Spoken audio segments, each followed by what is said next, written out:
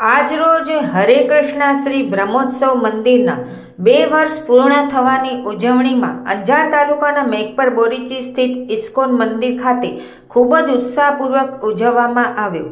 કાર્યક્રમમાં સવારથી સાંજ સુધી કીર્તન, આરતી, અભિષેક, 56 ભોગ સહિતનું આયોજન રાખવામાં આવ્યું હતું। બહોળી સંખ્યામાં ભક્તજનો ઉમટી પડ્યા હતા। રિપોર્ટ ભારતી માખીજાણી, અંજાર। મારું નામ હર્ષ કિશોરદાસ, અહીંનો ઇન્ચાર્જ છું મંદિરનો, ઇસ્કોન મંદિરનો।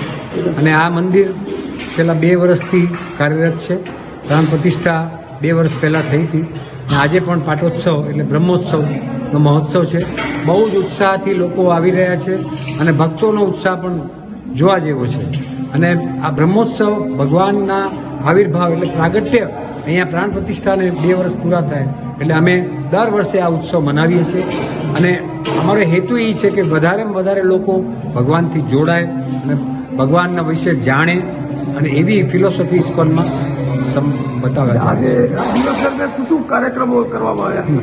આજે સવારથી નગર સંકીર્તન, પછી કીર્તન, અભિષેક, ભગવાનનું અભિષેક અને મહાપ્રસાદ બધા માટે।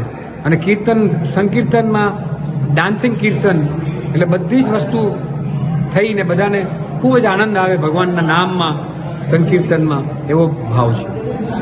નામ જણાવજો। મારું નામ કૃષ્ણાંબરા કરુણા દેવી દાસી છે। ખાસ કરીને ઇસ્કોન મંદિર બનાવ્યું છે, હવે આગળ કરીને અહીંયા ગાંધીધામ સંકુલ વિસ્તારમાં અથવા અંજાર મેટ્રો વિસ્તારમાં શું પ્રવૃત્તિઓ કરવામાં આવશે? કઈ રીતે આ ધાર્મિક રીત રસમો બધીને ફેલાવો કરવા માટેનું આવું? ઇસ્કોન મતલબ international society for Krishna consciousness છે। આજે કલયુગ છે, કલયુગમાં હરિનામનો ખૂબ મહિમા છે, તો અમે લોકો હરિનામનું પ્રચાર કરી રહ્યા છીએ ભગવદ્ ગીતા અને ભાગવતમ દ્વારા। અચ્છા, ખાસ કરીને શું સંદેશો આપશો ભાવિકોને? અહીંયા આવે તો શું શીખવા મળશે એમને? શા માટે અહીંયા આવે ને એના માટે એમને શા માટે એ સનાતન ધર્મ જરૂરી છે?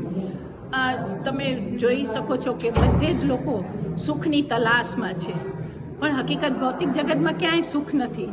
સાચું સુખ અને સાચું આનંદ ભગવાનના ચરણ કમળમાં જ છે। તો એ જ અમારે પ્રચાર કરવાનું છે કે ભગવાનનું નામ લ્યો અને ખૂબ આનંદ કરો।